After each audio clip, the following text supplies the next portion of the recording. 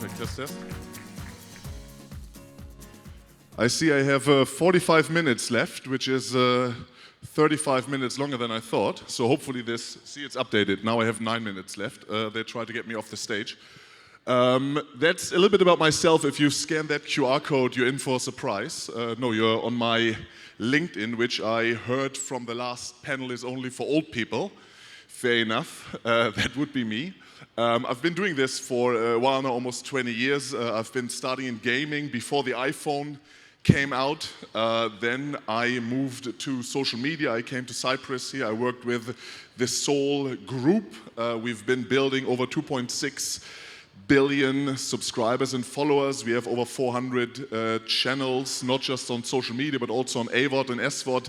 And now, since around about half a year, I am working on 3 pillars. One is brand marketing. I bring brands into social media accounts and also Netflix shows. I'm working on AI. I'm basically licensing one of Europe's largest databases, 2.5 million hours of video content to train the latest LLM models to basically provide the technologically infrastructure to what we're going to be discussing in the panel at not 2:30 anymore, but the panel a little bit later today.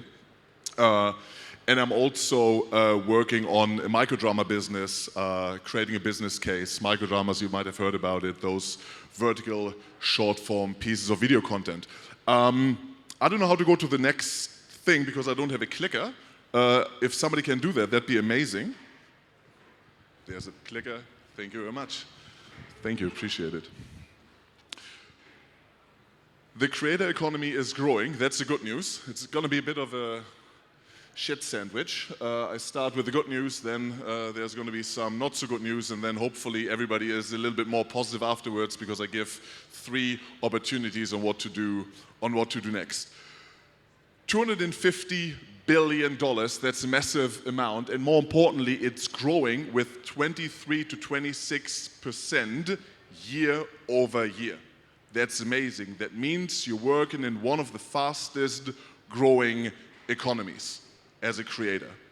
As a result, we also see over 200 million creators worldwide, right? It became a workforce, it became a large industry, it has support infrastructure, it has people that have been doing that for many, many years, and it's no longer a side hustle.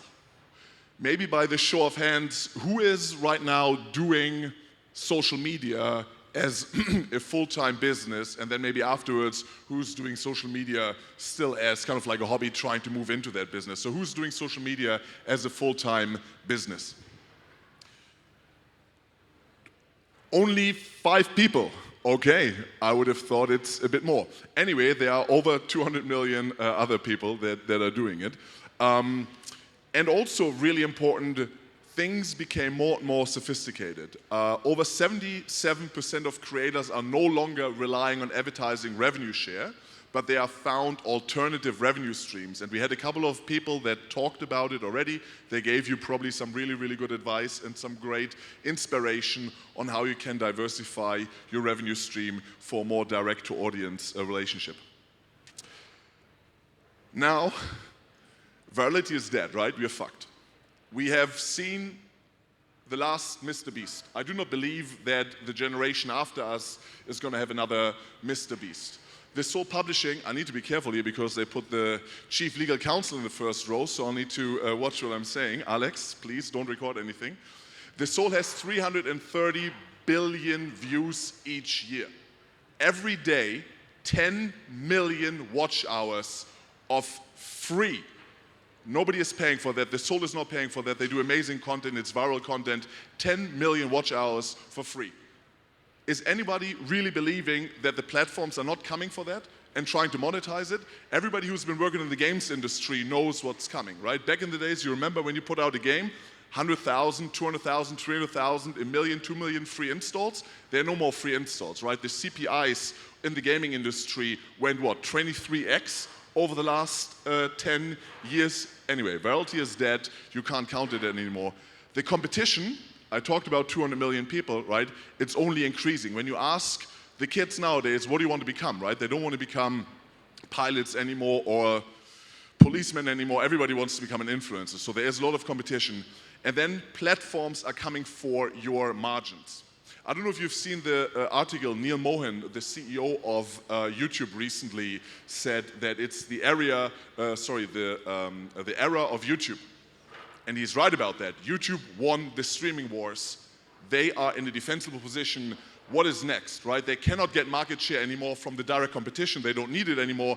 Now they're going to take market share from whom? From the suppliers. The suppliers is everybody in this room here. So again, it's a difficult situation, but there's a few things you can do, and I have 3.5 minutes to talk about it. Transmedia is no longer bullshit bingo in a corporate presentation. It is now your most defensible position. Other people talked about it. I don't need to go into the details. If you're on YouTube, go to TikTok. If you're on TikTok, go to X. If you're on X, go to Snap. Be on as many platforms as possible. Why? Because you need to own your own IP, right? You need to own your own IP, and you need to own as many direct-to-consumer channels as possible. Use AI to collapse your costs, right? I'm going to be part of a panel in a couple of minutes that talks more about it. Again, use AI to reduce your production costs, right? Everything right now, clipping, editing can be done by AI. Localization can be done by AI, many, many more things can be done by AI, utilize it. And then again, you need to find a defensible position. A lot of people said, and there was really good quotes about be authentic, right? Find your defensible position, something that cannot be copied, not just by your fellow humans, but also by artificial intelligence. So this is what you should be doing now on a macro level. 3 actions for the next week. So you should really understand the data behind everything, right? So if you haven't looked at your dashboard recently, please do that. Find out as many opportunities as possible to get not just quantitative, but also qualitative feedback about who your audience is. Audit your biggest costs. You'll probably know where you spend most of your money, and then find ways to cut those costs drastically. Everybody else is doing it, right? You've seen the news. I don't know if you've seen the news. Facebook reported the best year, Meta reported the best year ever, 10% workforce reduction. I think they made $60 billion in profit last year. They let go of 10% of their workforce. Good luck. So find ways to do similar moves. And then again, ship to new and multiple platforms.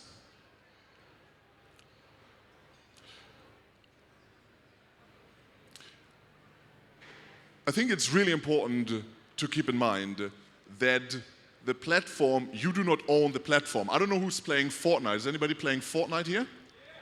Awesome. You probably haven't played Fortnite on the iPhone any recently, right? Because even Fortnite, one of the biggest games on earth, went in lawsuit against Apple and got kicked out from the platform. Right? Some of the largest players, if anybody is a Twitch streamer or fans of Twitch streamers, you've seen them getting kicked out. Everybody is at risk of getting kicked out by the platform. It doesn't matter how large you are. There's no protection anymore. So stop building on rented land. You have to own your IP. You have to own your niche. You have to own your audience. And you also definitely have to own your distribution. If you don't take anything away from the talk today, then maybe those 2 things are the most relevant. And then again, if you want to connect, if you want to continue the conversation, if you want to read up, I write a newsletter every 2 weeks where I share my thoughts on the industry. Please connect on LinkedIn, subscribe to the newsletter. That's my way of diversifying my platforms and my audiences. So thank you very much, appreciate it, and I have no more time. Thank you. Ladies and gentlemen, give it out to Patrik Wilkens. Someone who has more information, come back. Someone who has more information about this field than most of these people in this room. I highly respect Patrik. I mean, you were at Soul Publishing, which, just correct me if I'm wrong, is it the biggest social network in Cyprus, first of all? In Cyprus, easily. But easily. Still globally, we are the largest. Thank you. Even globally, we are the largest distributor of social media content. What's the biggest channel? 5 Minute Crafts is... 5 Minute Crafts is the biggest channel. Yeah, 85 million on the English channel alone, 350 million, I would say, across all the languages. Yeah. Who knows this channel? Come on, you all know this channel, but you didn't know it. Everybody raised You their did hand. not know Everybody raised their hand. what it was. But basically, it's 5 minutes where they show you something, how to do something, and it's one of those. And out of curiosity, you focus mostly on YouTube. YouTube is the largest source of channels or of views. Facebook is also really important, and then obviously we have the short form content, or this whole group has the short form content. So it's really everywhere, right? They have their own fast channels, over 12 fast channels in multiple languages. They have AVOD and SVOD distribution, so it's really everywhere. Everything I talked about it on this slide of what you should be doing, you know, we learned with this Soul over the last 5 years, and we prepared to be in this position. And now I know you're not in Soul Publishing anymore. You're there as a consultant, or not? Yes. It's kind of an open relationship. I still work with them on 2 verticals. I still help them with the brand deals. I do the AI monetization for them, takes some of my time, and then the rest of the time I'm working on my own consultancy on the microdrama business. That's how I spend my time. Why has microdrama blown up so much? But hold on, do you know what a microdrama is? Who said yes? You. Tell us what a microdrama is. Come close. What do you think microdrama is? Well, mostly these are these cringy vertical things on the apps. Sexy, sometimes. Cringy vertical on the apps. It could be so many things. But yeah, she's absolutely right. Tell us, what is microdrama in essence?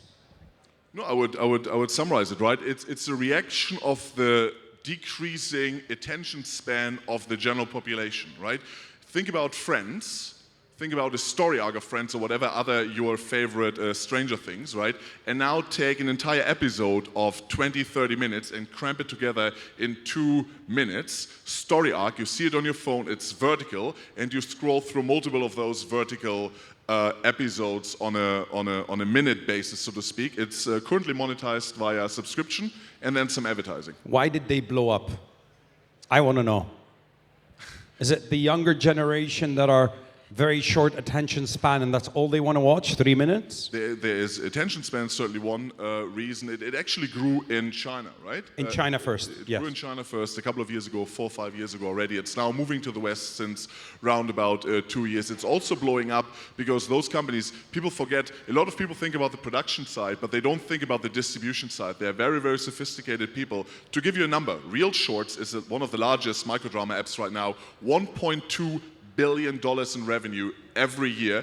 This company is not profitable. So they're going to spend quite a bit of money, right? In the hundreds of millions they spend on marketing. So right now, if you are at the right age and, you know, target demographic and everything, it's very likely that you have seen, maybe we can ask, who has seen a microdrama, A, who has seen a microdrama, and then B, who has seen a microdrama advertising recently? Put your hand up if you've seen a microdrama, any microdrama. See, many people haven't, and that's funny. But it's going to come to you, whether you like it or not. And you'll know, oh, that's what a microdrama is. See, now people ask about what can Cyprus do, right? Like, how about a Cypriot microdrama, right? Like, get together, bring 3, 4, 5 friends together, start filming. You need around 90 minutes. You need to have around 60 to 80 different episodes. You can film it vertically. Quality is really not much of an issue. Just film it, release it. There's a lot of platforms right now that are open to content. Yeah. And maybe you become the next, you know, George Clooney or Salma Hayek or whoever your famous or favorite actor and actress is for Cyprus. Is that a pitch for us? We should do it, you think, in Cyprus? Because it's not known yet here. You could see half the people didn't know. Do you think we should start it in Cyprus?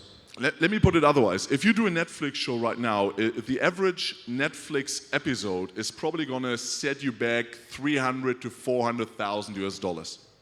The average microdrama, especially when you do it with friends and families on a budget, on a shoestring budget, could be, you know, as low as maybe 5,000 on average.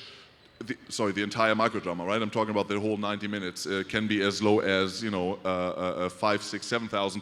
On average, it's closer to 175 to 200,000 to be fair. But again, you know, if you're doing it with your phone and start distributing it, not just by the way on the distribution apps that are available, but you put it out on TikTok, you put it out on Instagram, put it out on Facebook. Yeah, why not? If it's hyper localized. Can they make money off it? Because if they can't make money, they're not going to do it. Do you think in Cyprus they can make money off it? Cyprus alone is a fairly small market. You would have to, find something that goes beyond, preferably you get Greece and some of the other, countries around it. Or what you can do, microdramas, let's not forget how soap operas started, right? Like, why are soap operas called soap operas? Because they actually got the various, beauty brands and hygienic brands to sponsor it. So, find a topic, find a brand that would then pay down 5, 6, 7, 8, 9, 20, 25,000 euros, and yeah, you can make some money. Paul, you have so much info. I'm sure many people want to talk to you. If you want to talk to Paul Wilkens, Patrik Wilkens, he's just right there on the side. Big round of applause there to Patrik Wilson, please. Thank you very much. Appreciate it.